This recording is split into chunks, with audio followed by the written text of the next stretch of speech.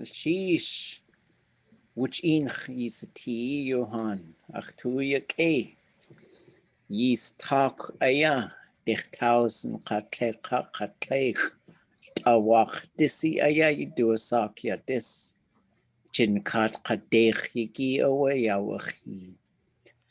Ya tesh eka talk ko achu ya, just yes, siu dak nistanch, siu dak ustanch, owe, yowe adati tuchtatan. Wasa ach tu yak hayuk atangi dat aya. Ushkanach hututa art icht ide yikt. Zoom aya ha yis naka hiti ya yidat. Ye awa shukwa a yak de yacheti yach. You do a saga at so yak de ka a daily yacheti yach. Kushtiach wasa at nain. Hadaye ti yang kawe hatuwasa kukunach kukaudu yis yang gunchish. Welcome everybody. It's great to see you all. I'm so happy we're together. Feels like the right place, the right thing, and to be gathering around our Tlingit language here on the Ichtidei through Zoom, which is our new big clan house. We're going to claim it. And I just want to just re-emphasize that this is, we might call it Yakudei. Most villages around them have a place called Yakudei. It means a canoe trail. And that's a place where you can walk your canoes up and down the beach, but it's also known to be a shelter. If the weather gets rough, I think I also said it's the goose month, and it's the 12th. It's a new year. And there's another word, adeshi, which is a safe harbor. It means a sheltered place, a safe place. And I just want to just continue to emphasize that this is a good place to try stuff out. This is a good place to get it wrong. It's totally fine if we get it wrong. The emphasis here is on communication, not on perfection.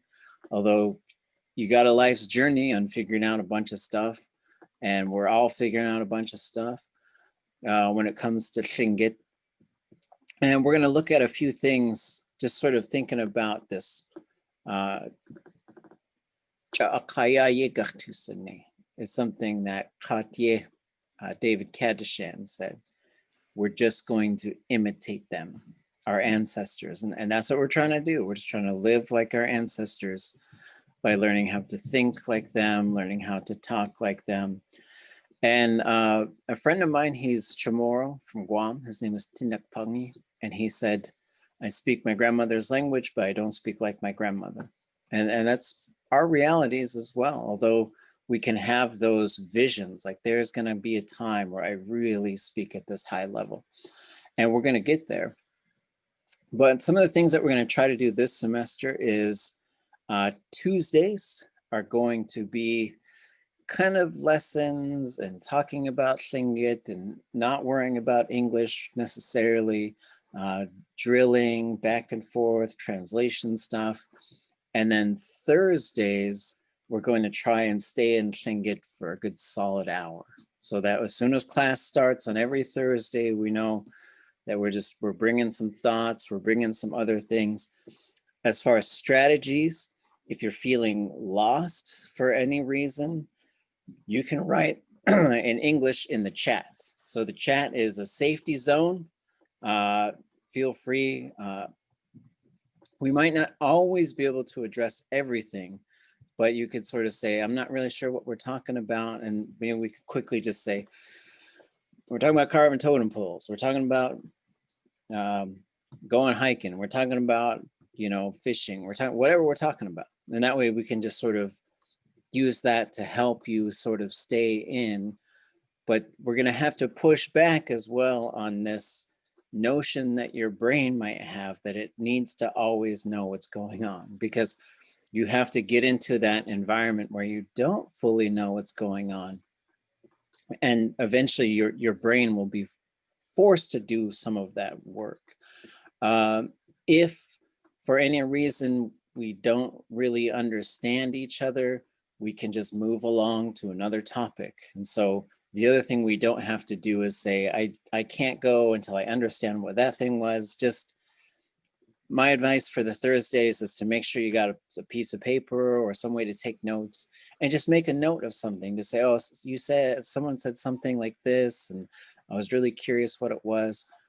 But having these realms of use is really important.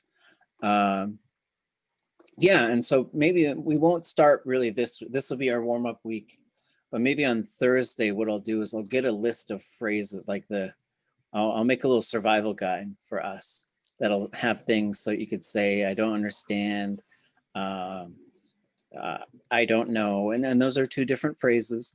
And I'll try and think of, I think I've got some immersion sort of guidebooks together and some basics. And we're gonna keep looking at all the resources we have and really sort of trying to internalize how to use those things so that we can look something up really fast if we need to say it. And when we're in that Thursday mode as well, for that hour, I'm gonna propose that we have no corrections. Like there's just no corrections. We just focus on just continuing to listen to what someone's saying, give our thoughts to it and respond some. Yeah, so any thoughts or questions on that?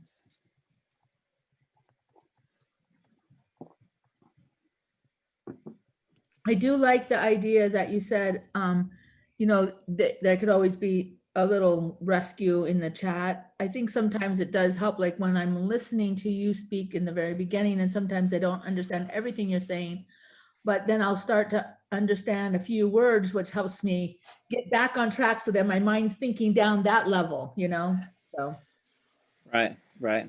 Yeah, because one of the difficulties with languages is people don't understand. So then we typically, you know, we were trying to do this immersion event one time, and there was an elder there and their grandchild, and the elder kept talking to the grandchild in English, and I kept coming over and encouraging them to switch to Tlingit, and they, you know, and they would, and then they'd switch back, and then they would switch, you know, it was quite a bit of back and forth. And I was trying to be really nice about it, you know, because I'm trying to tell an elder what to do, which is really awkward. And then after a while, she got pretty upset and said, she doesn't understand what I'm saying. And I said, okay, that's fine. But if you don't just stick with it, she might not ever understand. And so we have to know that there is this realm, you know, and it's interesting for us because we always have English there. We can revert back to it, but that's what Tuesdays are for. But Thursdays are going to be, we're going to try to push them out to our full immersion days. And we'll keep talking about strategies, like we'll have some topics and some themes. We can use lots of pictures and other types of things.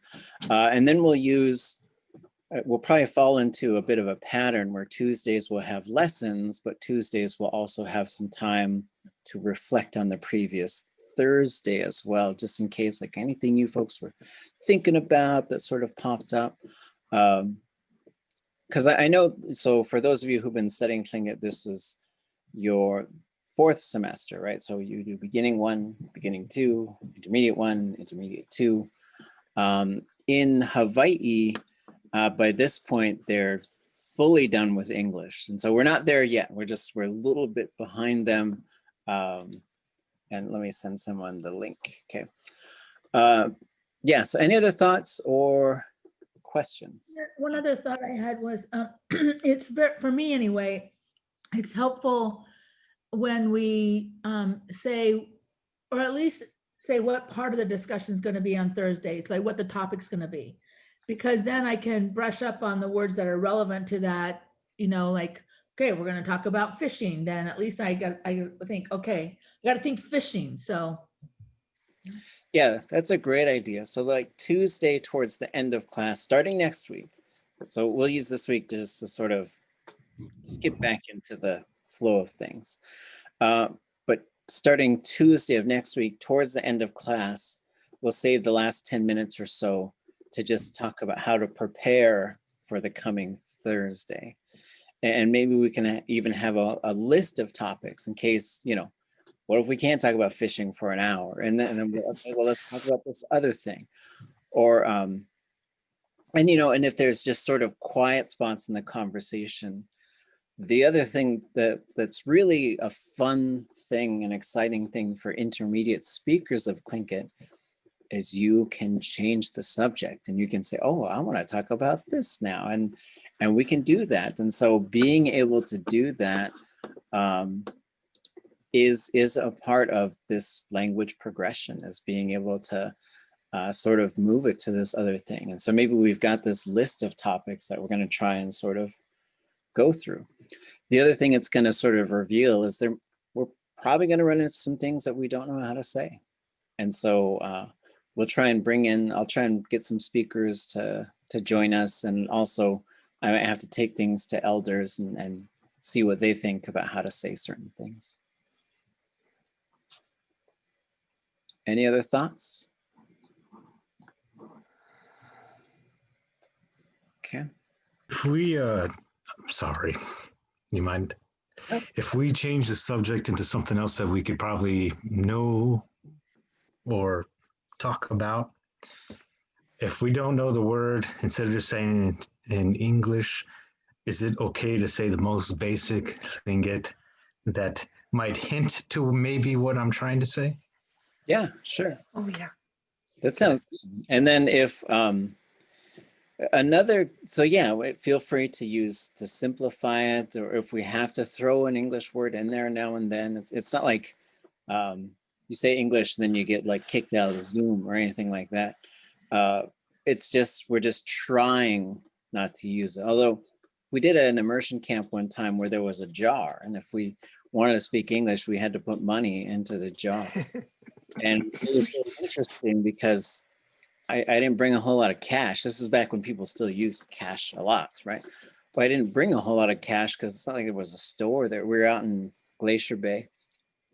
And so what I realized is after a while, I was running out of ones and I was having to put fives in there. And, you know, so I always thought it'd be fun to do an immersion where you just give everybody money, but then every time they speak English, they got to put some of it's not like you're really charging them.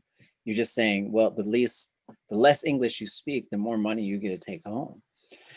And Nora Dowenhauer, she stood up and she said, "Keshtana achji, I don't have any money." And I said, "Achji yes." So I got some for you, and I put $5 in the can. And then she spoke all in Tlingit. It's really funny because I think she stood up to speak English, but then maybe changed her mind. I said, can I get a refund or something? So, but it was a lot of fun. It was really, it's exhausting. It can be really exhausting, but I'm guessing like once we hit March, we're going to be really in a pretty good rhythm with it. Yeah. So yeah, we'll run a tab for y'all. It'll be fine. Oh, go ahead. Sakishi, Yanghwacha, Tatke. Oh, Khatake Tlake. Wait,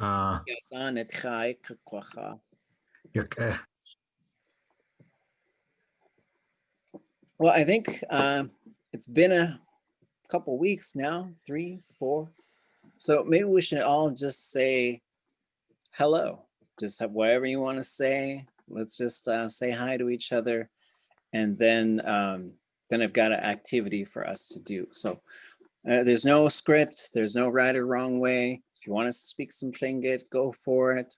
But we're just getting started again. But it's nice to say hi, see faces, and hear voices. So, Yit Koha.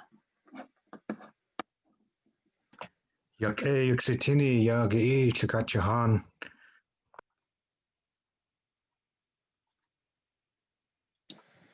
Miss Cheesh.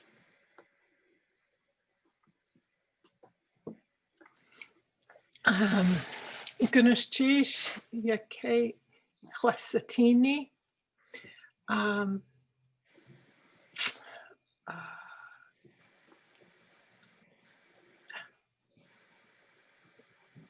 Akieta Wampanoag. Yagi Kegunashchish.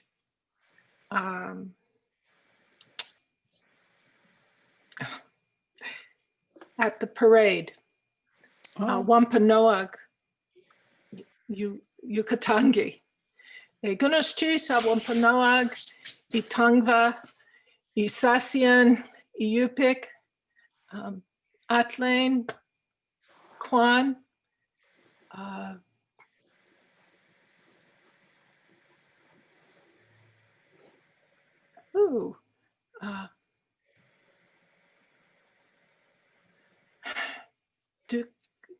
Du Ikasin. I have benefited from indigenous peoples in many places, and I'm very grateful. Okay, it's cheese.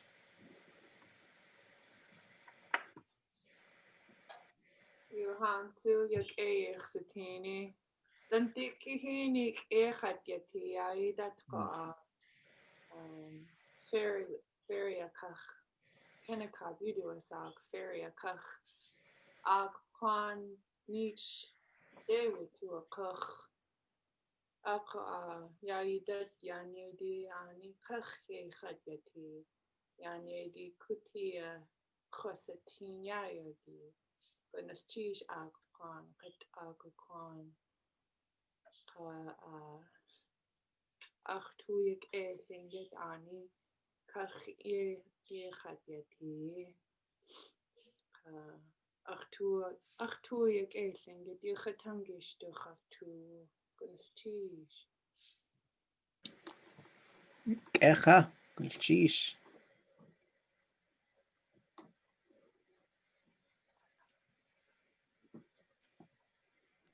Atu itzakoha.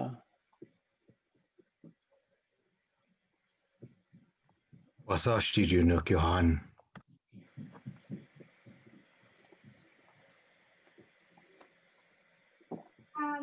Yakayak Satini, Stugach the tea to be here. English cheese. Okay, goodness cheese. Echa. Kuninach sa uyech, kleinach, dachnach, naskinach, dachuninach, kejininach, kledushunach, dachadushu, naskadushunach uyech.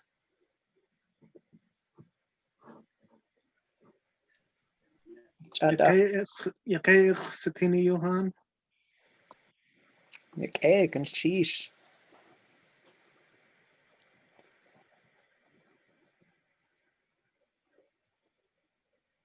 Yakayach Satini Johan. Goodness cheese. Hey, Johan, I'm a little bit in the dark here. I'll adjust my lights in a minute. Great to see everyone again this semester. Okay. Yechochien ach ide aya ach yechochien yechat isakayen ya naskinach tsikikawu echande haskakwaat yachana. I thought you were going to tell me 3 ghosts are going to visit me tonight. It's not tonight. Is it already supposed to happen? They're running late. Yeah, it looks just like that. Just the lighting. It's very familiar.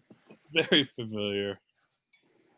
I was mid hairbrush when you're like, all right, let's start introducing. And I was like, oh. I'm used to locks. Okay, do itzakoaha.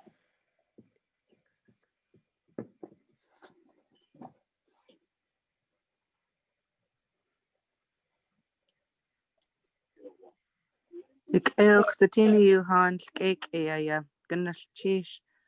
Kunach Yakayach Satini. Chad Echat Nayo. Achit Achtukane Shaku. You do a sack. Kunach do Ichan Uaha. Yayagi, with the cut yagi, the cut gau, Ajawaya, Hesh ach Yahaye, we zoom. Gnalchish. Okay. Okay, Ahune. Oh, even Frank's here. Gnalchish, a KOA. Yes. Boom, boom. Okay. Adu itsakuaha. Sachukawa again. Hi everyone, it's good to see you. I'm gonna say it in English while we still can. Shekecha. Haa Tuwunáagu Yís. Sheesh. Shekecha.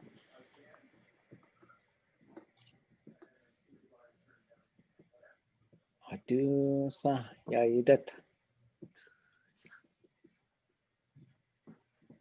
Kleinach, naskinach. Oh, dachnach, naskinach. Daguninach geuyach. Gwashe. We're just saying hi.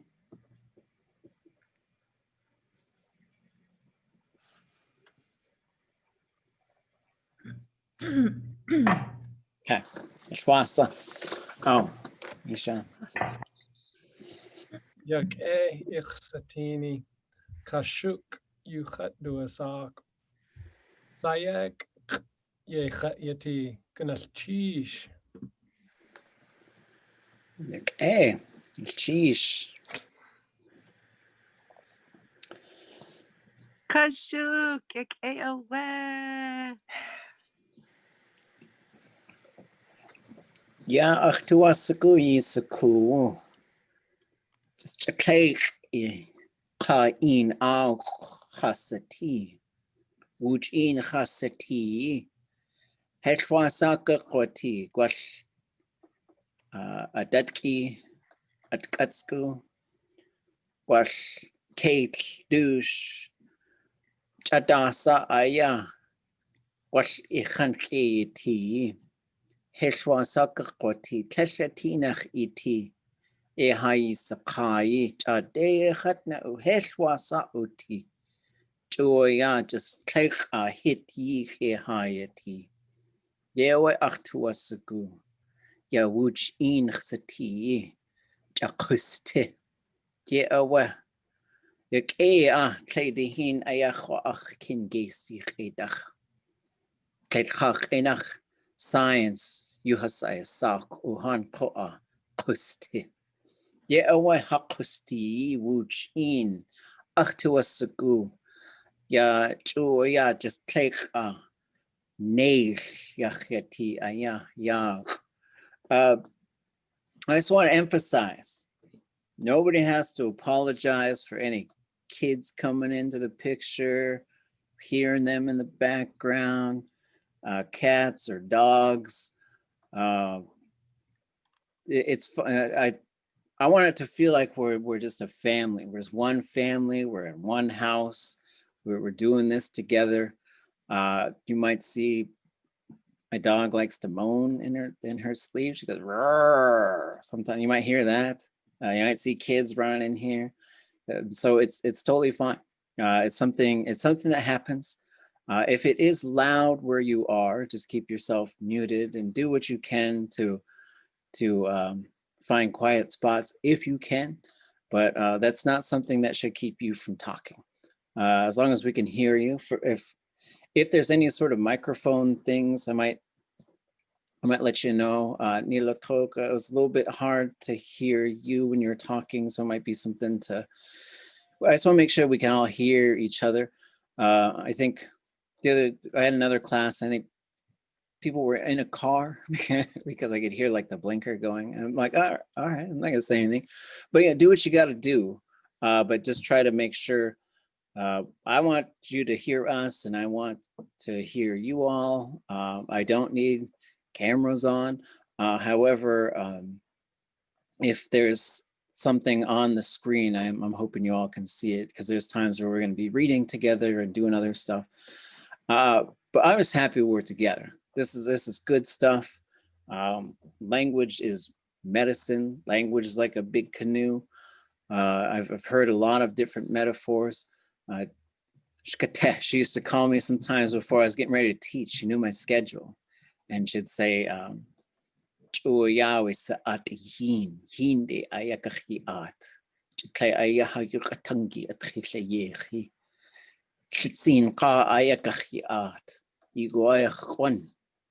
she'd say it's like you're preparing to go into the waters for strength, into the cold waters, when you're gonna use our language. And so be brave, have strength and courage. And I just really appreciated that. And I really want folks to know that it's all good. It's all good. This is a good spot. It's a good space. There's a lot of different things that we think of, or that I think of. There's a creek over by the university. If you took the back loop, you'll go over it. It's called Montana Creek. And I don't know why Montana's so far away. It's called Haa Tuwunáagu Yís. That's what it's called, Haa Tuwunáagu Yís. It's the river that runs itself clear. Because next to that is a larger river called Untitled, which is it runs murky or silty together. And so those, I like to think about those two things and think about the land, because Haa Tuwunáagu, we were at a event on campus, and I know the name of that river because I used to drive over it to get to work. And Yanakut, John Martin, he said,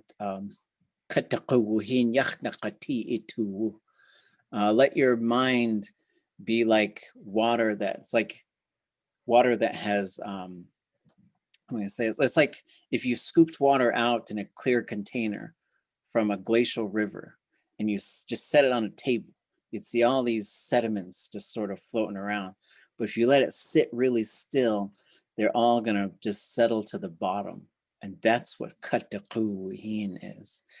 And so there's a lot of things in Tlingit that we see, like if you're moving too fast, if you're in too much of a hurry, you're gonna make a mistake, and things are gonna just go right out of control. I've heard that a bunch in Tlingit speeches. And so sometimes we just need to move slow. There's a number of different things that I said earlier too, which I'm not sure if I translated all of it. But this classroom, the space that we make, it's the canoe trail. Like there's lots of places on Tlingit Ani, because the water could get rough at any time. So they had all these places where they could go to seek shelter. So they've got to get off the water. And so they're usually called Yakdei or Adeishi. Adeishi literally means it's a place that's being watched over or protected. It's a guarded place. And so I like to use phrases like that, because sometimes when we use the language, we're going to have to be vulnerable. We're going to have to just try stuff out, and there's going to be, I've heard of all kinds of situations. Someone wanted to speak at a funeral and it didn't work out, and then they just felt so awful because they felt like they failed a relative who they just lost, and so it gets intense. And so because of that intensity, and sometimes people don't correct with kindness, and sometimes people do make fun of each other, and sometimes I've been speaking Tlingit before, and somebody who's Tlingit just gets mad. They just get mad, and there's all kinds of complicated emotions around bringing our language back to a healthy spot. So because of that, I like to just talk about this stuff as we just restart our class, and just say, like, it's a peaceful place. Haa Tuwunáagu Yís. It's a peaceful place. Like if you're getting ready to get in a boat and you just looked out of the water and you just see, sometimes the ocean is just like a sheet of glass, and that's really fun, because then you go fast in your boat, right? So that's what we want. And so we're going to sometimes revisit some of these things, but I just want to just continue to just let you know, it's okay to try. It's okay to just do what you can. We record these sessions. And so, but I don't want you to feel like a lot of pressure, because there's no pressure for you to be perfect. A colleague of mine, her name's Trisha McQuino, and she said this a couple different times at different meetings I was in. And she said, perfection that's not our thing. That's a colonial thing, trying to get us to be perfect. And I just really agreed with what she said when I heard her say that. So we're not trying to be perfect. We're just trying to communicate and understand. And so don't feel like you have to just get it all lined up just right before you start talking. So anybody want to share anything else? Because I got a little activity for us to do.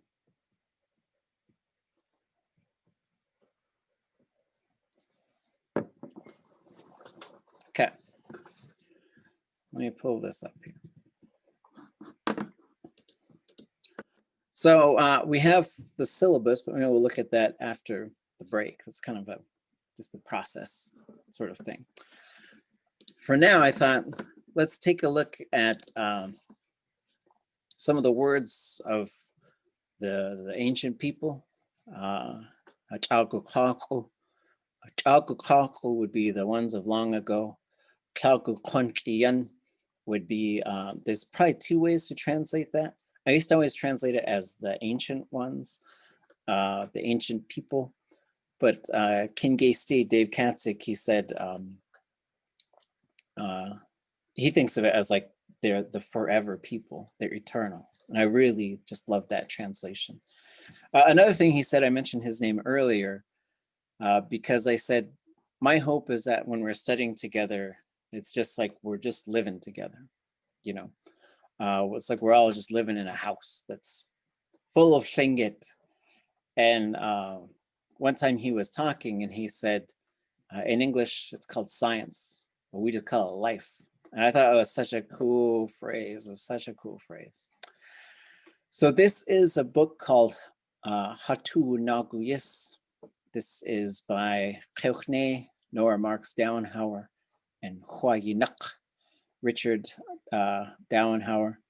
It contains some of the first Tlingit language that was ever fully written out and translated, which is a speech by Na Tla, which maybe we'll listen to on Thursday.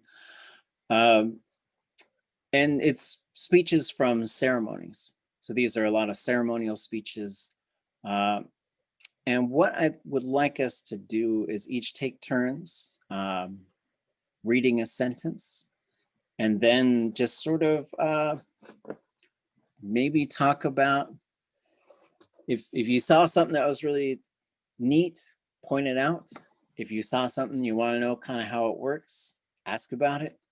And we're just going to look at some of their speeches for a little while, for about 20 minutes, and then we'll take our break. So this one is one whole sentence from Richard King. Does anybody want to read it?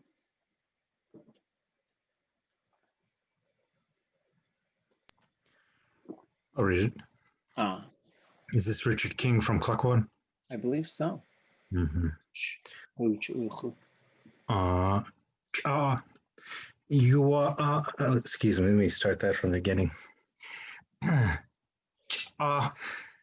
You are ya do you kadangi ha sek awaya yishi yakyati yaku tufulatzin ko ko yakakwa ko. Sheesh. I'll just repeat it if you don't mind. Cha'oya do you katangi hasech awayishi yakyati yaku tuwulatzin ko. Yeah, anything you want to point out in that one?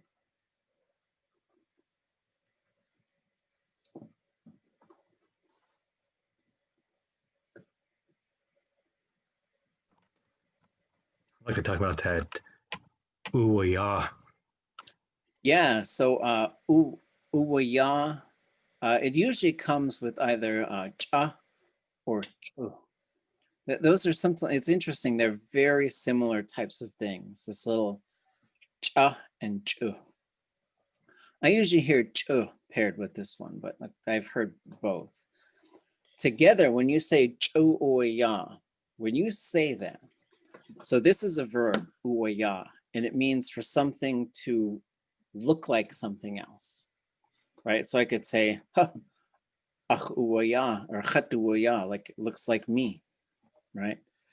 So, and you could say there's a number of different names for things. There's some kind of shark that's called chichua, which means it looks like a porpoise. But when you put it together with cha or chu, as soon as you say that, people will know you're gonna use a metaphor. So this usually translates as it's as if.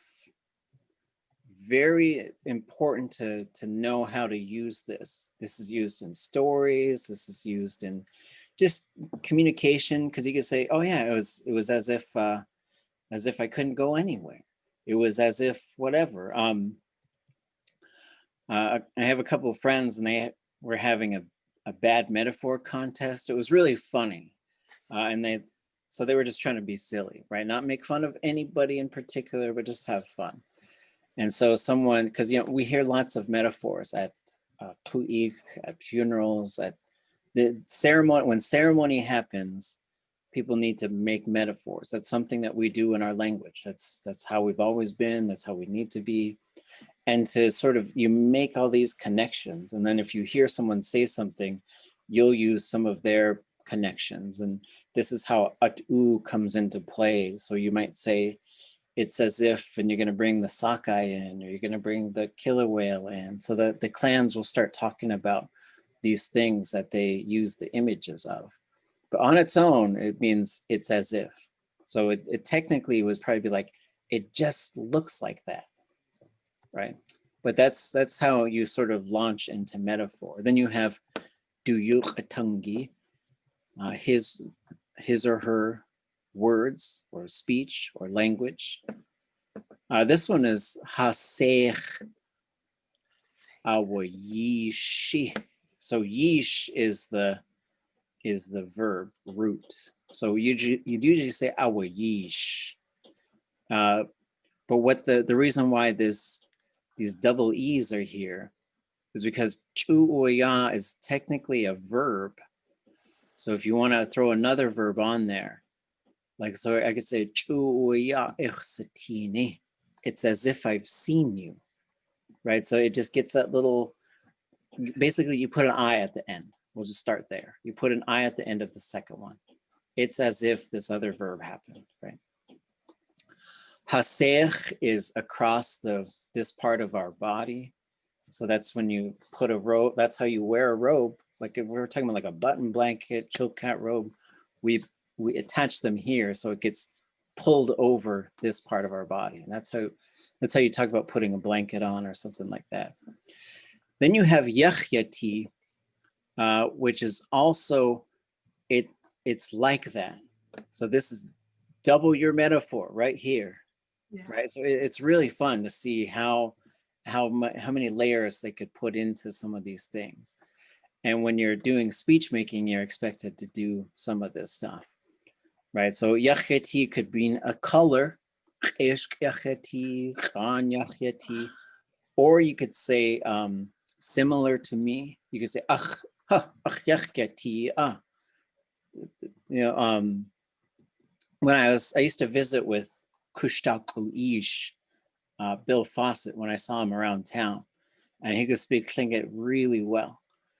And one day we were both at the hospital, the clinic, and I was just talking to him and I said, and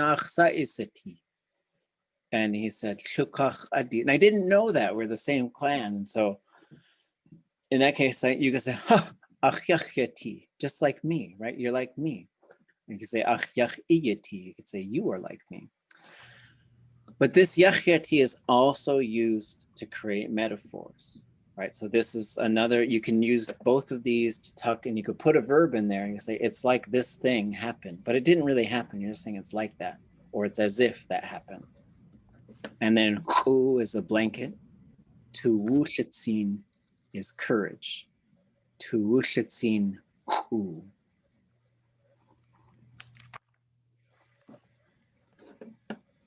Okay. That Yakyati, as you were referring, I know we've talked about wooch kick before, being of the same. Could that be using that same reference as you were talking the other Tlukakati person? The wooch kick is usually talking about like getting into sibling territory.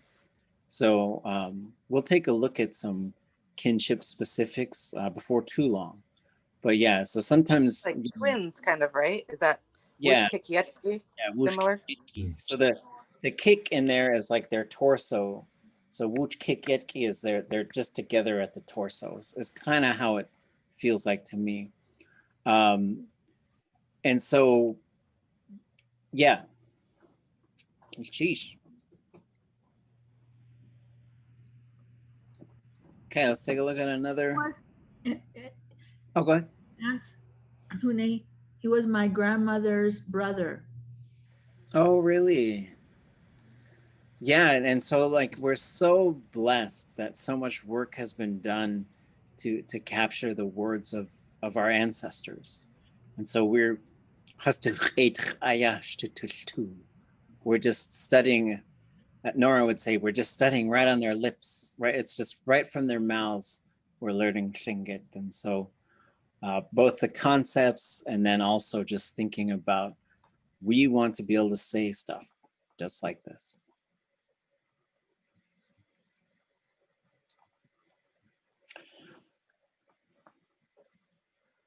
Okay, so I'm probably gonna zoom in and then I'll slide over to the English. So here's AP Johnson, Ichtik Ish. And maybe we'll do, so just read up until you see the end of a sentence. If anybody wants to do this first one. So let's go one sentence at a time. Then we'll drift over, look at the English, come back, look at the Tlingit. And just, if you want to, bring up anything that you want to talk about or point out. Anybody want to read this? I will. Tlingit ayu ye Yanakut ye idi Haa Tuwunáagu. Okay. Tlingit ayu ye Yanakut ye idi Haa. So here's the translation. A person will often say, I am going to speak to you. Anybody want to point anything out or ask anything about this part? I see the yana is the saying. Can you talk about the kich? Yeah, so this one is usually ye ya waka. That's how we'll most often hear this one, like they said this thing. This is how you put the quotation marks up. They say this.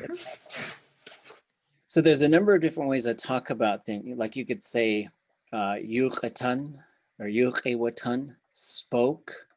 And so it depends on what you're talking about, right? So you could say achin yuchewatan. They spoke to me. Achin akawanik. They told me this information. Now that's like they told me where they're from, or they told me when the party's going to happen. They told me what happened with when people ransacked the Capitol, or whatever the thing is, right? But the nik is all about the news or information. Yuchatan is all about speaking. Ye yawaka, they said these words, right? So now we're going to quote these exact words. And then to take it one step further, you'll hear ye awaka. It'll be like, oh yeah, he said this. Ye ayausaka said that to someone. So those are there's some differences between them. So now, I'm sure you've heard someone say ye yanaka or tsu ye yanaka. So ye yanaka is the command form of this verb. And it means say it, right? Or tsuye naka, say it again, right? So a lot of us, that's a really good, as we go into immersion, that's something that we loved that phrase. I'm sure the elders were like, here's those suye anaka guys, because they would say something to us and we'd always like, suye anaka, like maybe I'll catch it the second time you say it. But when you put this CH on the end, and then this na pops up, this means always says it, or says it. There's kind of three ways to interpret this one. We call it a habitual, right? So some of you may have heard the term ye na teach. That's the same verb as ye ya ti. Ye ya ti, it's that way. Ye na teach, it's always that way. It's so like when the graduation ceremonies at UAS, they've just been becoming more indigenous. It's been really fun. Like they used to play this recording just on a loop of that song, the Pomp and Circumstance song that people play at graduations. And they retired that, and now they have a dance group that sings for like an hour straight, right? And it's really exciting. And some folks graduated, and I guess King Gaisty is just on my mind. And he was there in the audience. I think one of his relatives was graduating, and he was just yelling so loud, "Yay, na teach Tlingit! Yay, na teach Tlingit!" He was just so excited, right? Like that's the way of the human being. That's how humans are. That's how Tlingit are. So this yay and a teach is a person always says or often says. It depends. It could be often, it could be always, and in some cases it could be used to. It just depends on how it's being used. But it's putting it into this repetitive mode. And Tlingit has two main repetitive modes. The main one is like on a regular basis, right? I eat cornflakes. I just eat them. They're something I eat regularly. But you could also say, every morning I eat cornflakes. And that's what the CH is usually doing. It's sort of like all the time. It just happens all the time. So a Tlingit, a human, always says, I'm going to talk to you. So if someone's name was Cage, does that mean they're talking all the time? Could be, if it has the Yanakut, or it could be more like, so, but this one is like, always says it, right? Like if someone has some catchphrase or something, right? Like they always said, well, I don't know, like in English, they said, that's what she said. And I said, yeah, Cage. They always say that, right? But when you have this, there's a couple things. When you have this, you're talking about like some regular pattern, but it's pretty common to see chakluk pop up before it. Or if someone says chakluk, when chakluk means all the time, then you expect some sort of CH version of that verb. I'm always walking, right? Okay, anybody want to read the next one? I'll read it. Oh. Okay. There's more, so just roll. Okay, I'll go ahead then. Kayu katanji hin yech ke nagut kayak yati cake teen. Okay. Kayu katanji hin yech ke nagut kayak yati teen. And then we'll look at the translation. Public speaking is like a person that we could say man, but it could be person, walking up along a river with a gaff hook. Anything you want to ask about or point out in there, anybody? I'm trying to understand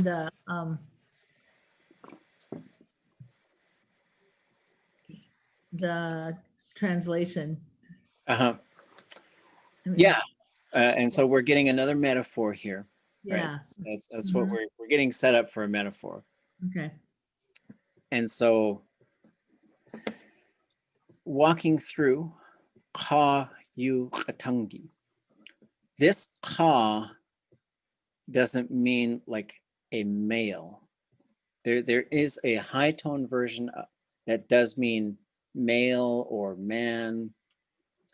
This one, and so this is a low tone one, and then there's usually like often a noun right after it. It just means a person's, someone's. So this is what we call the fourth person pronoun. So sometimes I'll just say, mom's life is hard, right? So Katla would just be a mother of a person, right? Ka atchai, people's food, right? So it can be used in different ways. So in this case, a person's language, right? So this is, so we had the first sentence, now we're starting the second one. A person's language. Hin yich ke nakut ka yachyati. So we get the yachyati again, which is signaling that we're moving into this metaphorical space with our language, right? It's like, so here we have hin yich. So hin is water or a river.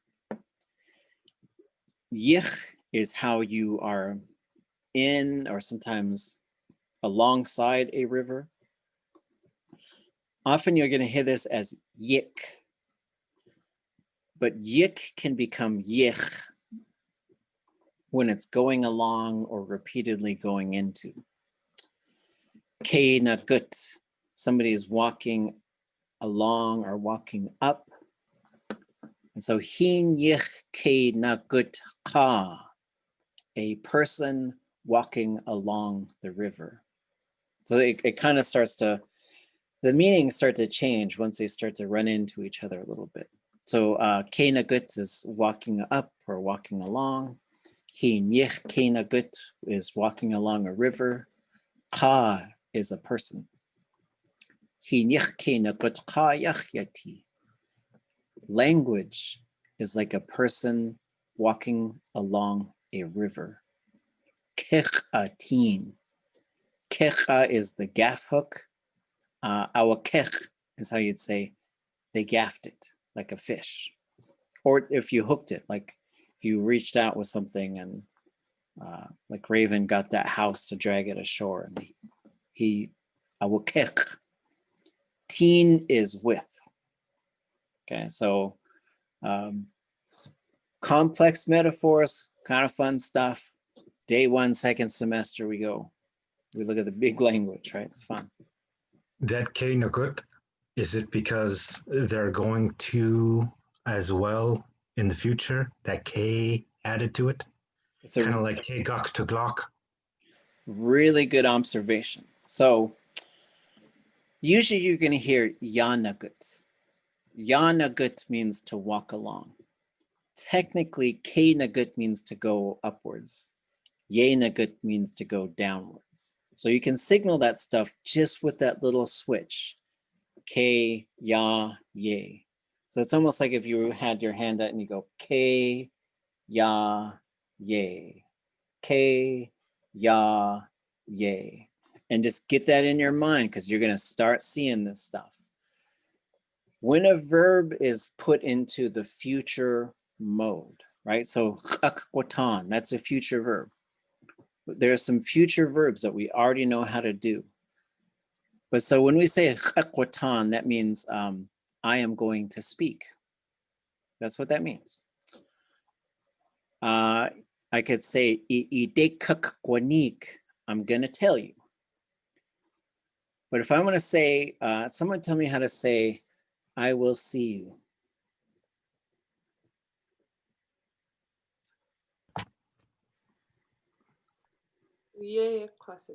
Right, so the su is again, so it's su ye ikwasatin. That one has ye in front of it, and it absolutely has to have ye. It can't be k, it has to be ye. And how do you say it's gonna get better? Anybody know that one? And we haven't done a whole bunch of this stuff yet, so don't worry if you don't know.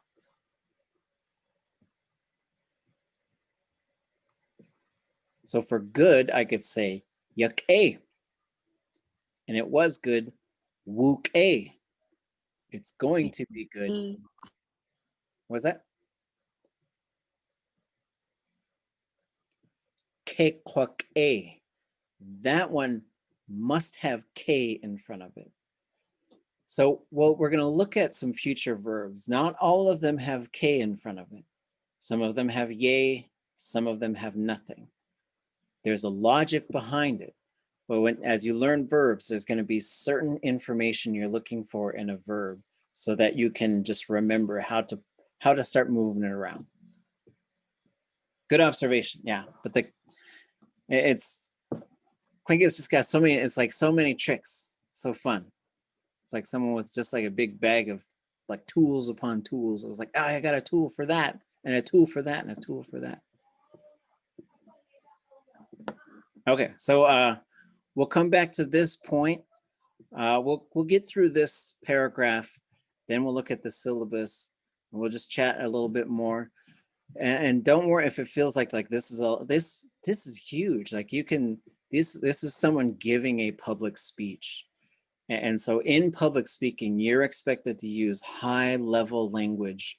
And we're gonna just start pushing through some of these speeches and just looking at them.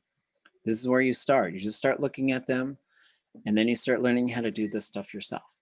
But we're still at this intermediate level, which means we're doing more day-to-day stuff. And no, if you got questions, ask the questions, right? We're not in a race to get through the material. We're at the point where we would like to understand what's going on. And I think when you're asking questions, you're trying to put these things together in your mind, and that's what you should be doing.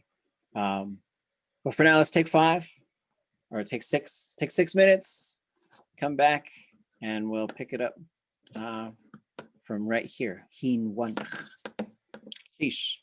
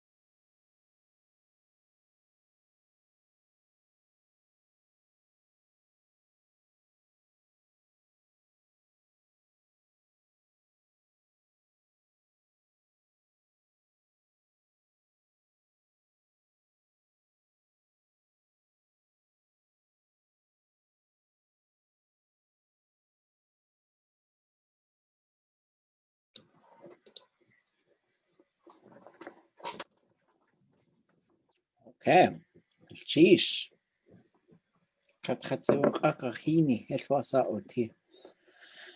So we are here. Anybody want to read this next sentence? If you haven't read yet, it's a good time to try it out.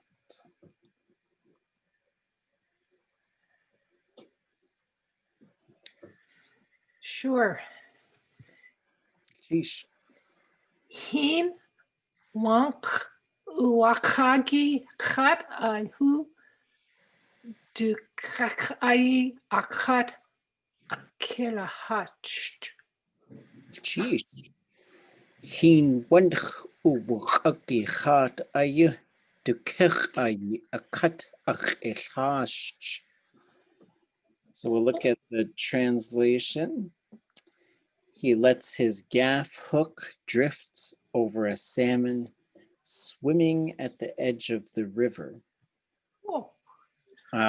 So a couple things like this is done in the 80s, so a lot of things are translated with just a male default, but there is no gender in the Tlingit. So some of the trends of the past couple years have been to just translate it as they. Somebody got a little bit kind of grumpy with me about it and said I was changing the language, but I was like, I'm not. There's no gender in the Tlingit. We add gender once we push it into English, so I wasn't changing, and so it became this kind of a hot political debate where I felt like maybe it didn't need to be, but anything you folks want to point out or ask about with this one? Our new word, cake. Yeah, the keka, right? The keka is all over the place in here. Yeah. It's the gaff hook. Mm-hmm. Okay. Also, I guess originally it must be uwakak. Yeah. Uwakak. I don't totally understand that one. Yeah, so a lot of times you can hear this one as wukak, and it could be uwukak. Wukak it's a motion verb, and actually it's a good time to take a look at the verb dictionary. It's not going to take us long to get to there. So we're just going to look up the root, right? So when we saw uwukagi, we should be able to get to the point where we see chak is going to be the root, right? And if you don't see that, we'll go back and look at it. But we're going to look that up. So here's ah. We'll go down, and here's chak, to swim under water. So and then we're gonna drift up and look at swim, because we know that Tlingit loves categories, and there's a few things where Tlingit's like, I have got a bunch of categories for that, and it's fishing and swimming, which is we're ocean people. It makes sense. So swim is 2 pages long in the dictionary. Okay, so you've got here's a person. The verb root here means to slap, so slapping the water. I don't recommend this as a teaching tool, but my little brother we raised him, and I was just teasing him. I said, I'm going to teach you Tlingit. You're not going to forget this. I said, Yanakut, and then I slapped him. Not hard, I just slapped him in the face, because I said, I'm going to slap you in the face. And when I said it again, he went like that, and I was like, see, you're learning. So touch is to slap. Then you go down, and here's ichte yanakut. That's it right there. That's the verb that we're looking at. A fish is swimming downstream right now. Yai anach kechakch. A whale is surfacing. So here we see it again, that thing we just looked at. Ya shifts to K because it's going upward. And then because they're motion verbs, they change when you add plurals. So there's a number of different things, like what type of swimming are we talking about? Because in English, you could just say underwater. I guess dog paddling. Is that what you call there's one of them. Yeah. It's here. And so Tlingit has just specific verbs for these. Yeah. A group of fish swimming together is this one, wuhin. This is the dog paddling. So uwahu or woohoo, that's how a beaver swims or a dog. And then if there's groups of them, that would be kwan. Like, so a group of land otters, kushta, they would be swimming like that. And then we have, this one is really fun. I like this verb because I can't think of an English equivalent for to swim aimlessly on the surface in circles. So this is how a little water bird goes. They got their little paddles underneath their feet and they just kind of cruise along. But it could also mean wading in some cases. And then for plurals, swimming on the surface of similar things. And then you have this one, like a seal. So like swimming and poking its head up every now and then. So the verb here means to push your face through something, right? And there's a verb similar to this for kissing and for examining things and poke your face towards it. Hun, same thing, it's plural. Tsis is to swim fast, especially like a sea mammal. Like if it's really moving along, then that's what it's doing here. Porpoise, same thing, like just really hitting the water, boom, boom, boom, boom. And then you have to swim in a school, and this is like if you've ever heard that song, Yanakut, it's from this one right here, to move in a school or a fleet of boats. Same thing. So there's all the swimming, right? So that's pretty fun. So we come back to here when we look at this speech. So hin, there's the river again. Instead of yich, we have one. One is the edge of things, certain things, right? It depends what kind of thing we're talking about. There's a sh and a one, and what's the one around the table? Yach, right? So hin, one, so we're seeing this pattern again, right? A person walking up. A fish that has swam up to the shore. It has swam towards, and it's going kind of along the shore. And all of this is communicated in the verb through a variety of ways. And we'll get there. Chat is the fish. Dukechayi, this person, his or her, their gaff hook. Akat achich hash. That's a complicated verb. Usually this isn't really on there. Usually you're going to hear like shahash, wushahash, something like that. But in this case, the we should know that as a mouth or a door or a hole, but that's also how you break the surface of the water. So there's like, it's so fun to look at this stuff because there's like layers and layers and layers and layers and layers of stuff. And I'm not showing you this to intimidate you. I'm just saying, like, look at the beauty of the language. There's so much stuff. You can communicate so much stuff in a short amount of time. So a person always says, I'm going to talk to you.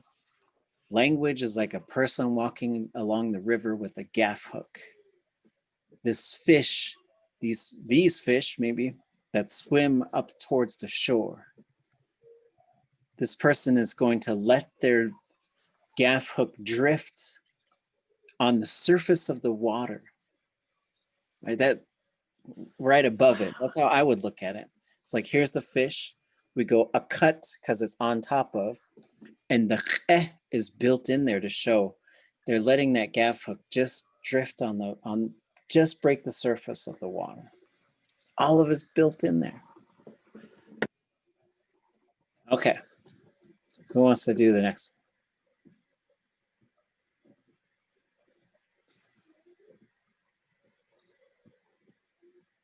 If you haven't read yet, it's a great time to read.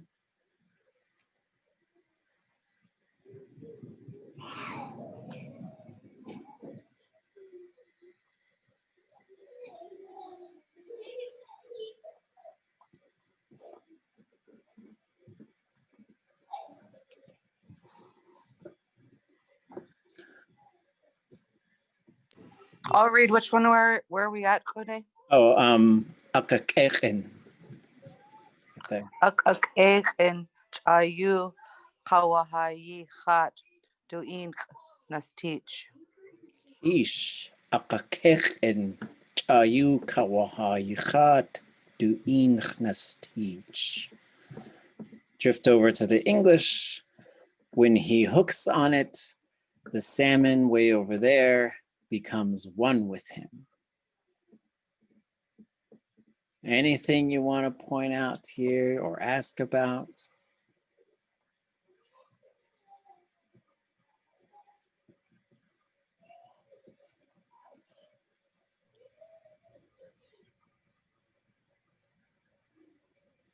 I don't know anything about this first word here, gakaken.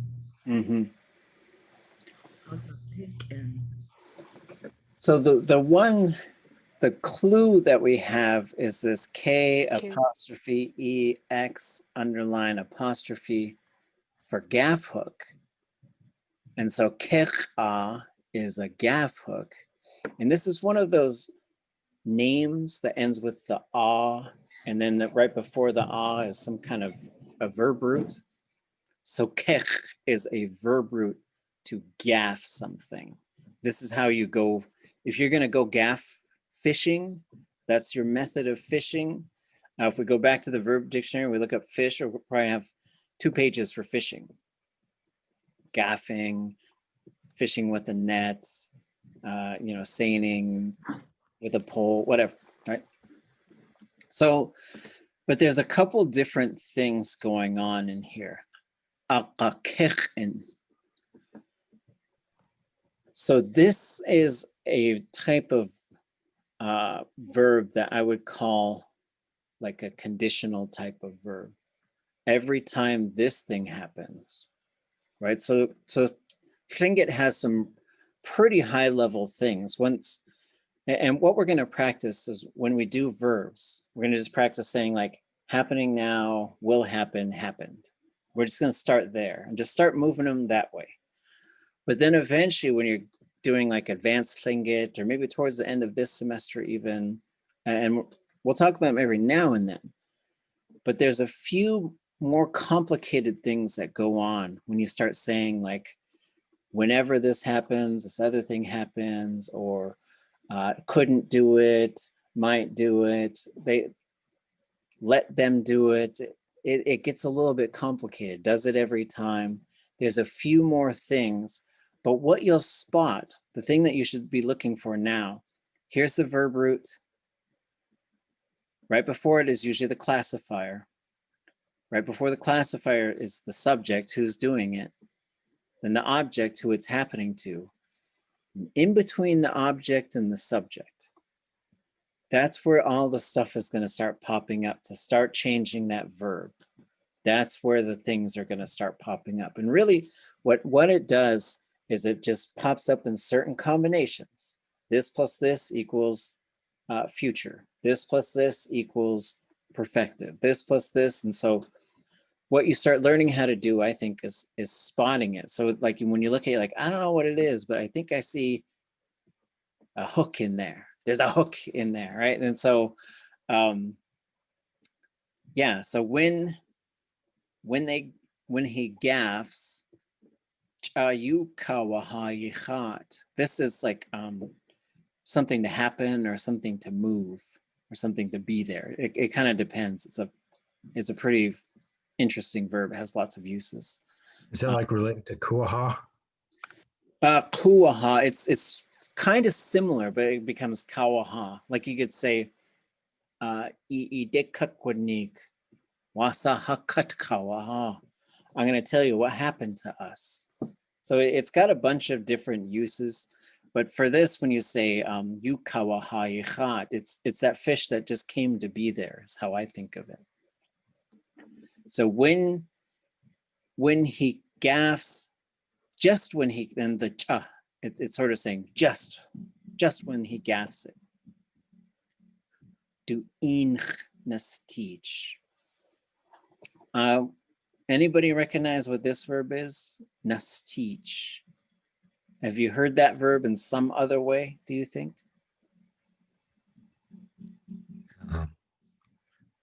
Yeah, that Tlingit national anthem, or your guys's. No, not teach. Yeah, so natich. Okay, yes, so natich is yati, as nastich is, what do you think? It's on the tip of our tongues. Natich to yati. Yati, oh yeah. Nastich to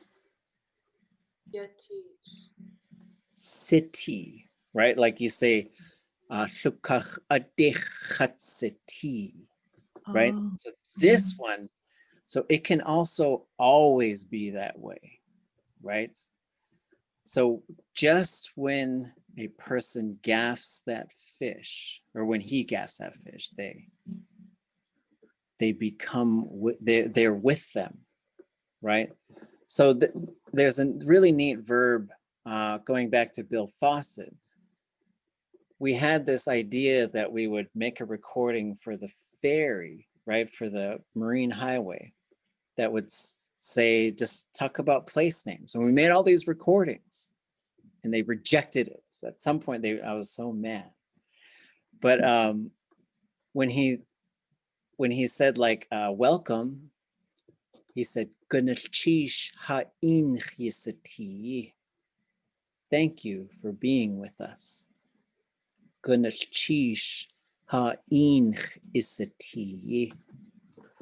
so that's what this is. Do inch nastich. It's always with him. And fun stuff. Okay, 2 more sentences. Then we'll look at syllabus, chat a little bit. Anybody want to read this one? Anybody not read yet? It's fun to hear from you. Ye away yati kayu katangi. Okay. Away yati kayu katangi. This is the way oratory is. Anything you want to point out or ask about here?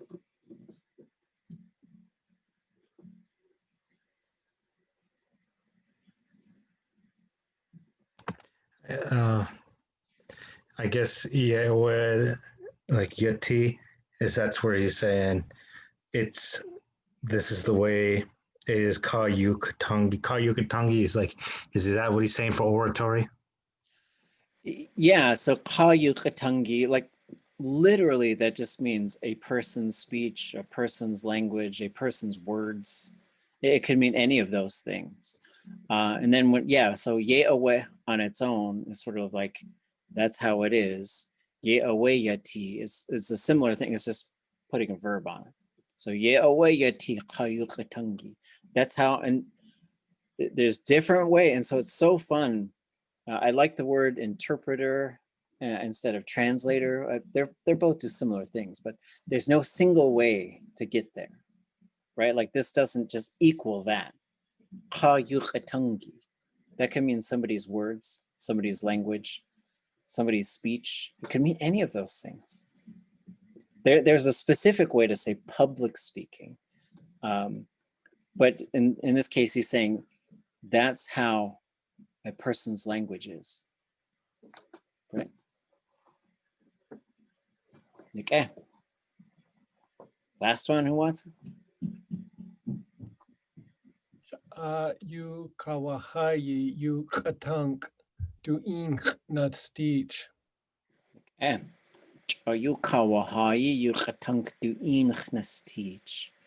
So before we look at the English, anybody want to take a crack at it? Interpret it for us?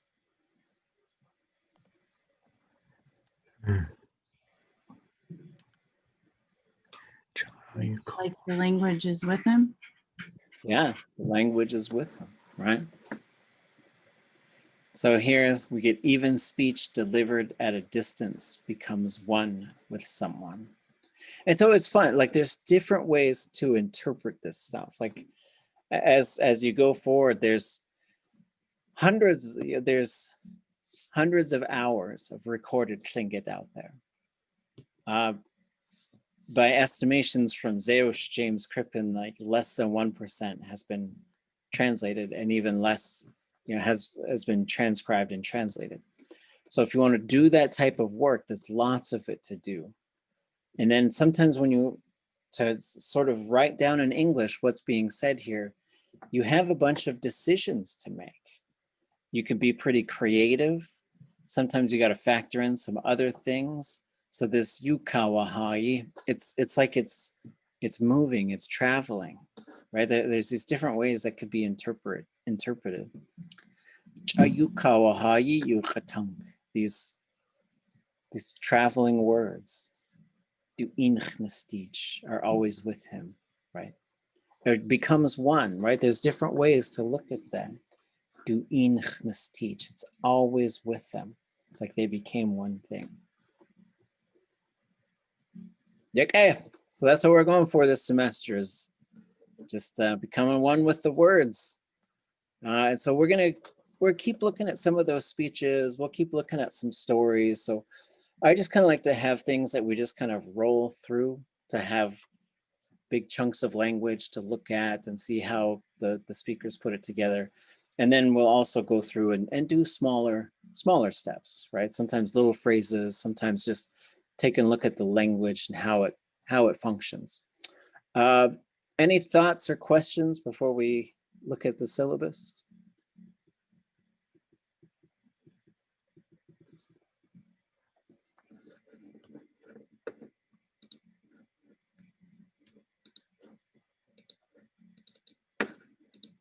Okay.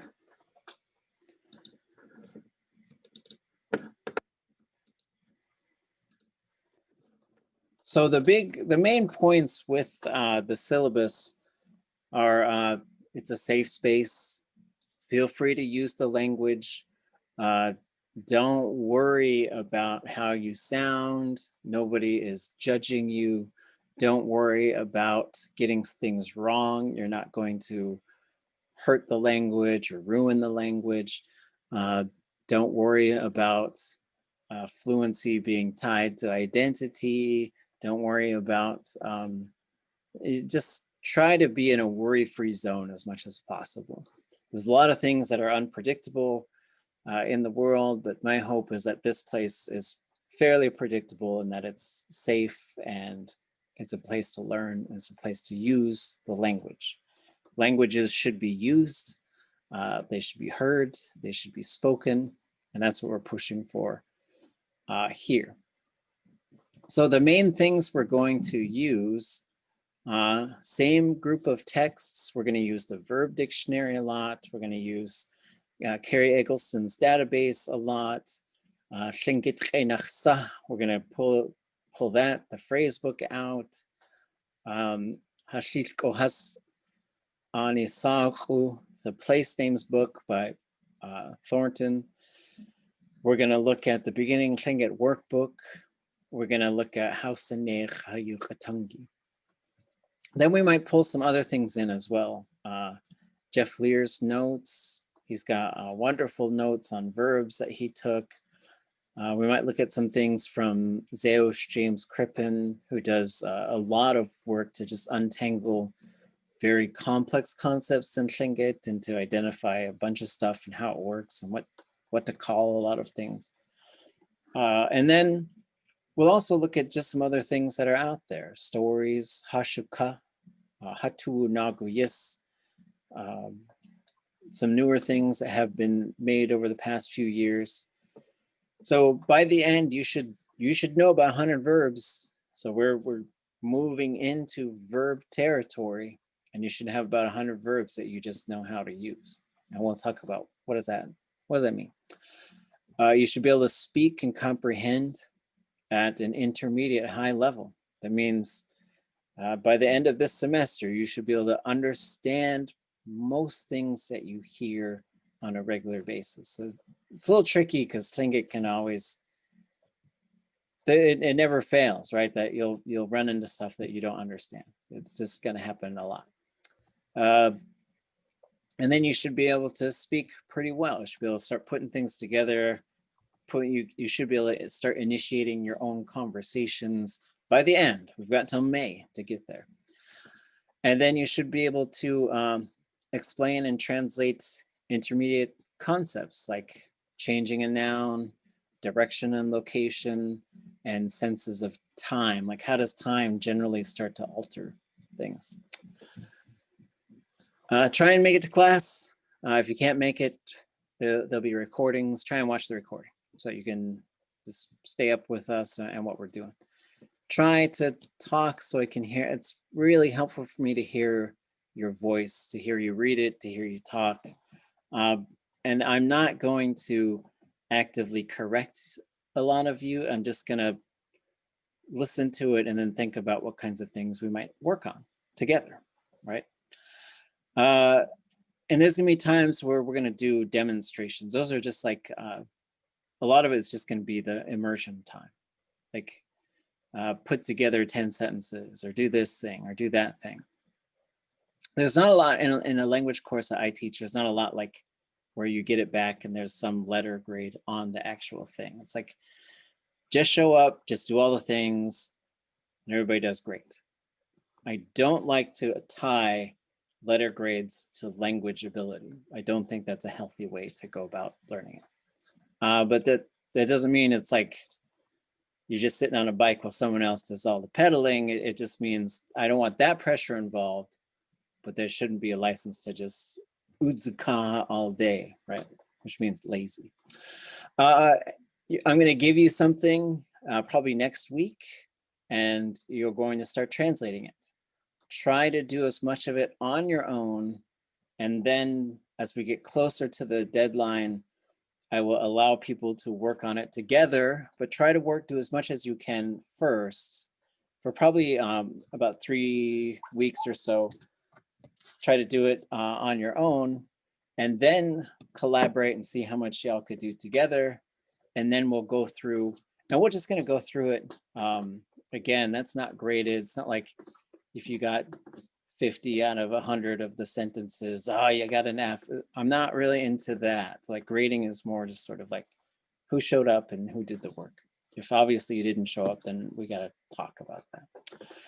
And then your final presentation is you're going to make a 10-minute language presentation, all in Tlingit. You can use a lot of images. You could do some different things to help you. I can help you build up that 10 minutes. There's a lot of different things you could do. But you're not going to stand there and read something that somebody else has said. It's got to be a little bigger than that. Okay, get this puppy out of here. So hold on one second, I'll be right back.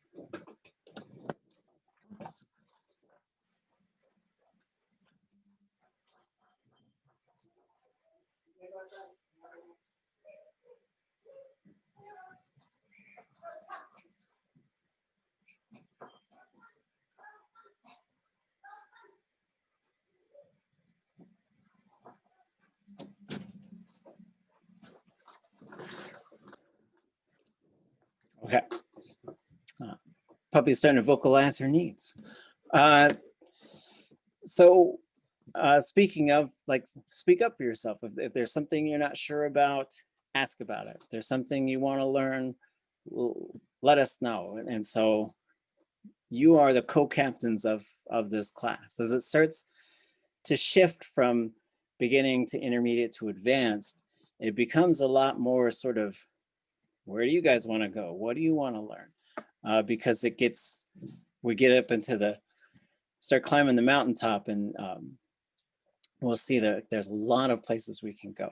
I've got my sort of ideas and path. Cool. That's a.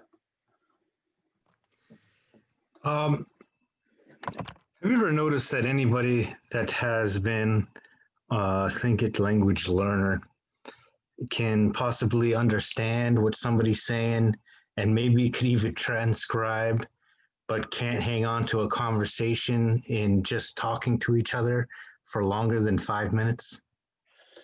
Yeah, I think it's very, very common.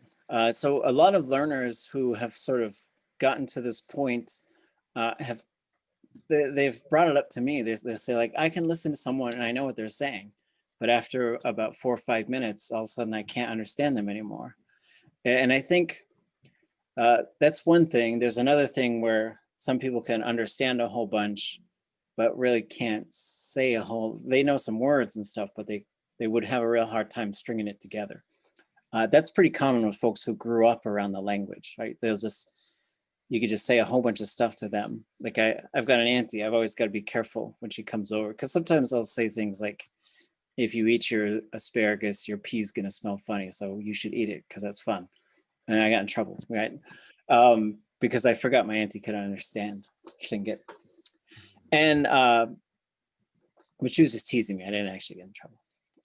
But I think one of the things that does happen with the first thing that we're talking about is when you listen to someone speaking Tlingit, and as you're learning Tlingit, I think you're always translating what they're saying into English.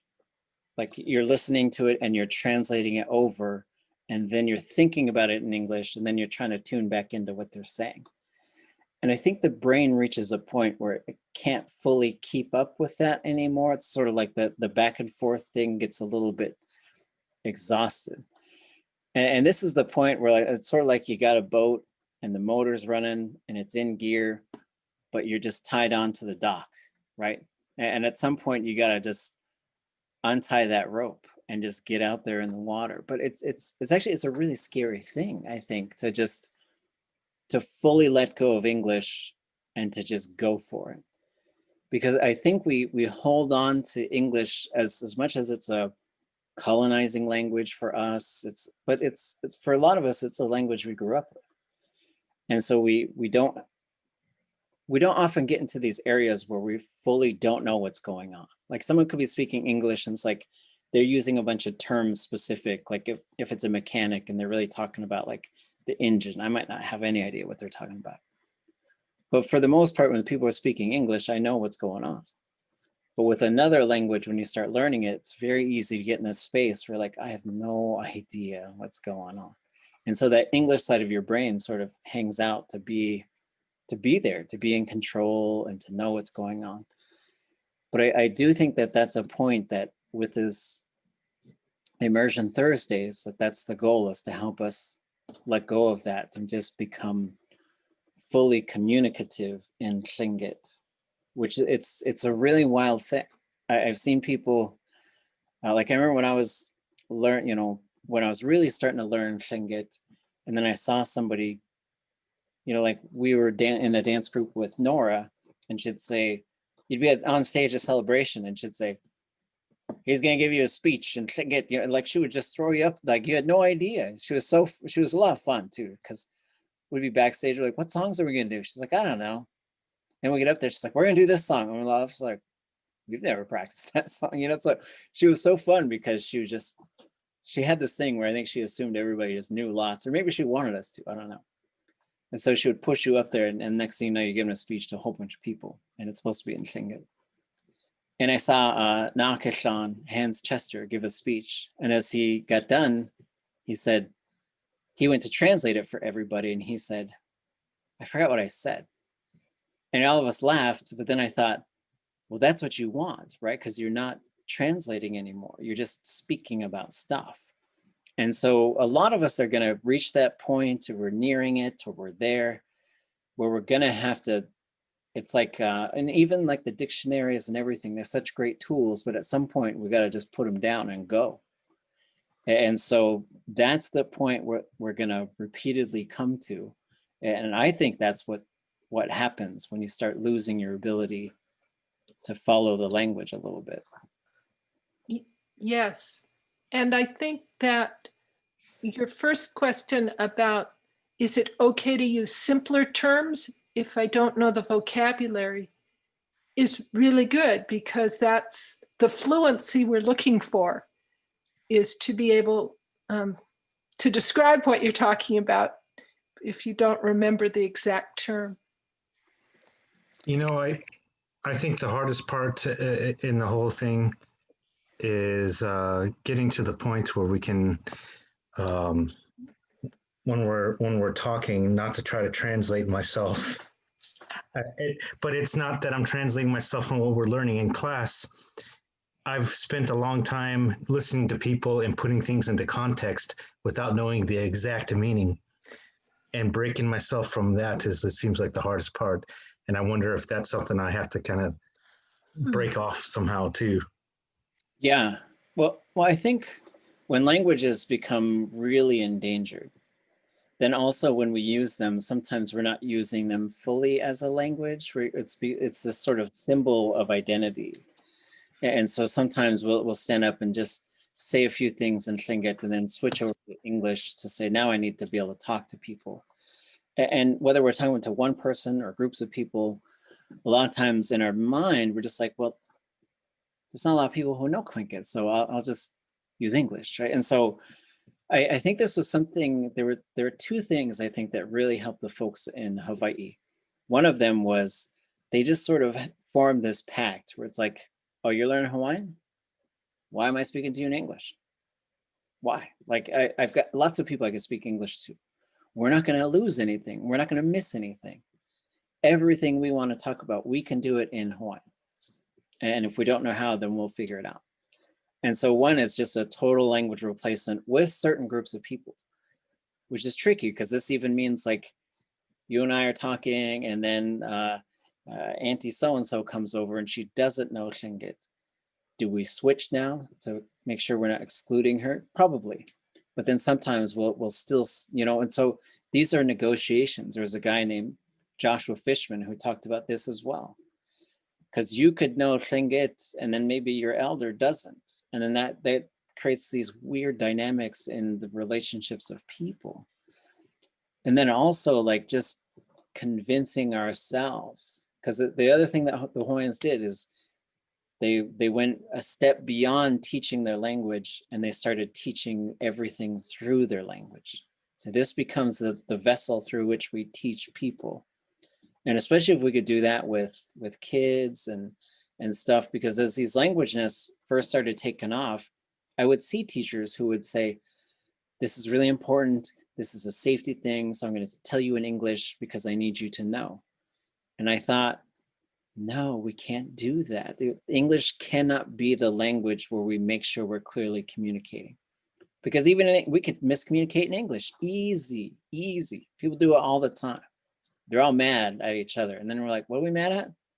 Oh, wait, that's what's going on. Okay, never mind. I misunderstood what was going on. So, but these are some things that we're going to have to just sort of tease apart and sort of look at. Because as you bring a language back to use, these are some of the parts of doing that. Geesh. Oh.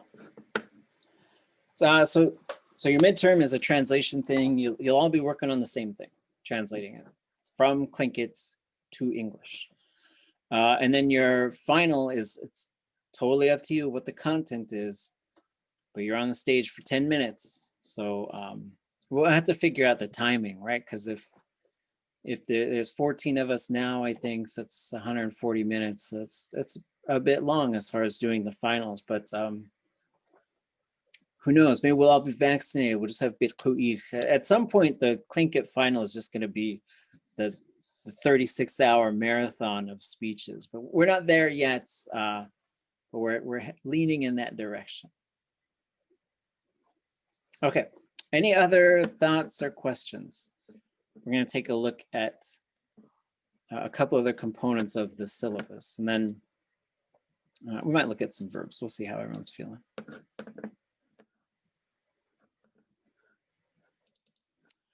There are some important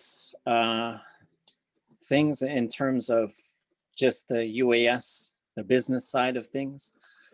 So you have an opportunity to assess the course, please do so. If you think there's things that would work better, you want to share ideas, that I read them.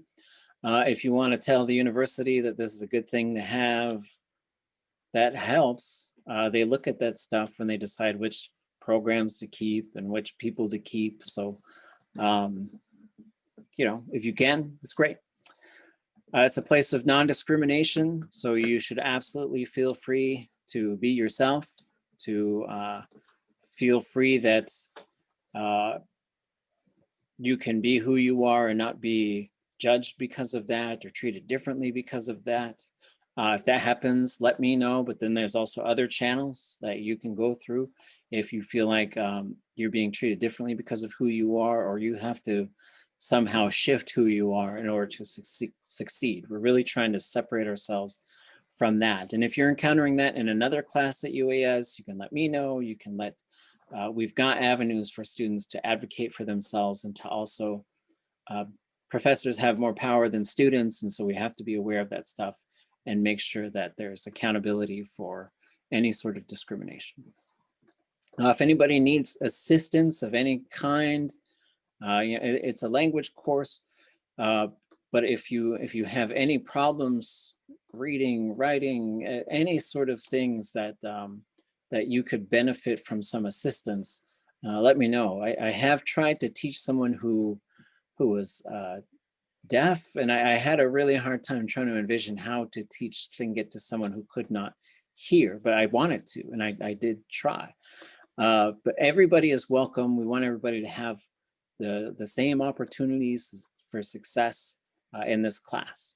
There's also, as a student of UAS, you're paying fees, you're paying for stuff. So if you have one of those EDU addresses, which you should have, you can go get some discounts. I'll share some stuff with you on where you can get reduced software and whatever.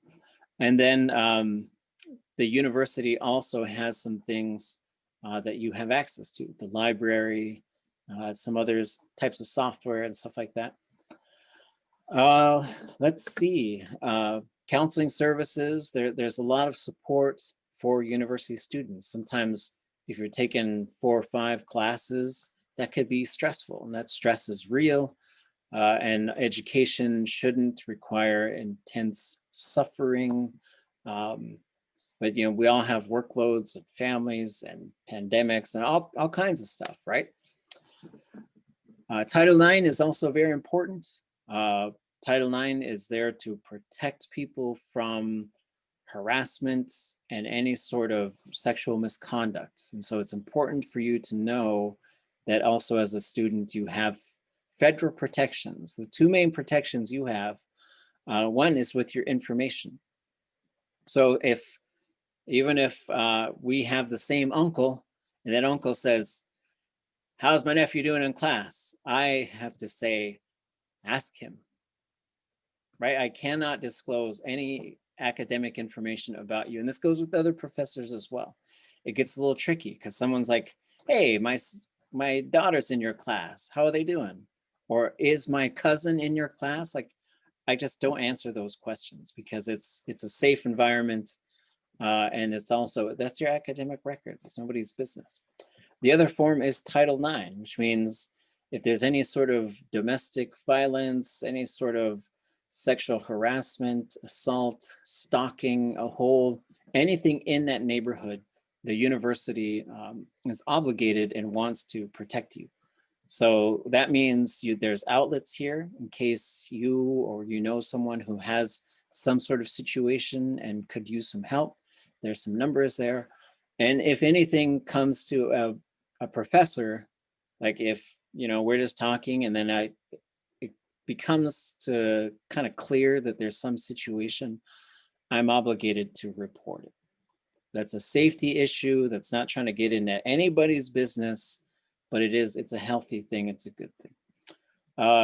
And part of the Title IX, whenever I talk about this stuff, I just like to say, don't harass people. Don't commit sexual misconduct with other people. Be clear, be respectful, be good people. Now, oh, this cuckoo is a calendar. So this is our rough plan. We're just gonna have this, the first 2 weeks is catching up and reviewing everything we've ever learned. So just sort of going back and grabbing a few things and taking a look at some stuff. And then we're going to start shifting into picking up right about where we left off. We're looking at place names. We're looking at nouns and parts of speech, direction and relational terms, and then doing a lot with verbs. So by the second half of class, we're usually really just talking about a lot of verbs. But if there's stuff that you don't know, please ask. We had I had an advanced Tlingit class, and we had a section where it was just this true confessions, and it was pretty fun because someone had said, like, I was in like the second or third semester and you kept saying yukatangi, and I thought, I don't know what that means, right? So, and it's fine, but it's better, you're better off asking. Don't feel like it's too late and you should know by now or anything like that. But that's basically, that's the class. That's what we're gonna do. That's what we're here for. Thoughts or questions? We got 3 minutes left. And that calendar, is that gonna be on the blackboard? It's on the syllabus. Okay, okay. And then it's just kind of a rough guide too. So we'll just sort of start moving through some stuff. Always feel free to ask if you want to review something, if you feel like the pace is too slow, too fast. Just speak out. You know, we're all in this together. I don't want anybody to feel like they don't have any control over what's going on. Yeah. Okay. Anything else? Last semester, okay. Last semester we had a study group for an hour before class, and if we want to do that again, can we use the same link you provided? Yeah. So our class uses the same link, and that meeting group also uses the same link. So that link, it's like you could get on anytime. And like, I think you can sign on to this before class starts, and you can use that study link to gather anytime. So that's there for you folks. I'll pass along the word to the advanced Tlingit class and to the beginning Tlingit classes. That way, if we want to set some times, and if you have times that work for you, like we could just set these times and maybe just let a whole bunch of people know. Say, hey, if you want to study or speak, here's when folks are meeting. I was waiting for you, Nila Roga. Roga. Is that correct? Did I say that right? Nila Torah. Oh, Nila Torah. I was waiting for you today. Okay. And then you folks, you're going like 4 to 5, is that right? On Tuesday and Thursday? 4 to 5:30, or right before class starts, basically. Well, am I wrong? 4:30 to 5:30, my bad. Yeah, I think so too. I think it was 4:30 to 5. Okay. Yeah, that's when it was. Okay. So what I think I'll do is I'll put the link to that in Blackboard and also on tlingitlanguage.com. And so I probably use the blog more than Blackboard. Blackboard is kind of dinosaur technology in my opinion. But it's fine. It's fine. Some people like it. Yeah, but what I'll do is I'll put on the blog and in Blackboard links to this class and also to the study group. And then I'll let some other folks know about the study group, because there's a lot of people out there who study and learn Tlingit, and it's good to have that community because there's a lot of people who are just kind of doing it on their own, which is great, but it's good to have that sort of working group as well.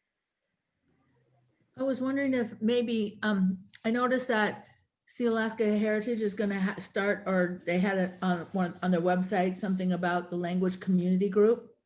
Maybe your Nilatola can tell us about it. Yeah, well, and I could look into that as well. Like the language committee is meeting this weekend, and so maybe we can talk about like some larger community gatherings and learning sessions and stuff, so that the other thing is you all are moving towards the advanced territory, so it's time to start thinking about who are you going to teach, because we're like the Pfizer thing. We're the cure. We're the vaccine for the English only world. We got to get out there and vaccinate people and get them out of monolingual zombie mode. So teach it, use it, good stuff. Okay, Kulchish. We'll see you folks on Thursday. It's great to see everybody. Yukecha, Yugoya Juan. Ah, goodness cheese.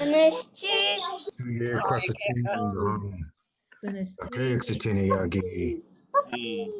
Oh, you can't ski.